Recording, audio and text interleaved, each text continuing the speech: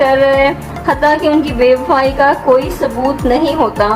Next है somatic type. Somatic type में इंसान को लग रहा होता है कि उसको कोई शदीद तिब्बी मसाइल हैं या फिर उन्हें कोई जिस्मानी बीमारी है, हालांकि इस तरह का कोई एविडेंस उन्हें नहीं मिलता, कोई मेडिकल जो है वो प्रूव नहीं होता उनके पास।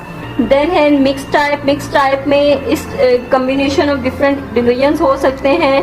एंड देन जो डिल्यूजनल डिसऑर्डर होता है उसमें एक इंसान के जो फॉल्स आइडियाज़ होते हैं, बिलीव्स होते हैं और वो पर्टिकुलर होते हैं, वो चेंज नहीं होते, हालांकि उनको कोई सबूत भी नहीं मिलता। उनके जो अकाइद होते हैं उसके खिलाफ जो है वो सबूत मिल रहे होते हैं, लेकिन वो फिर भी इस चीज़ को डिनाई कर रहे होते हैं, वो इस चीज़ को नहीं मानते।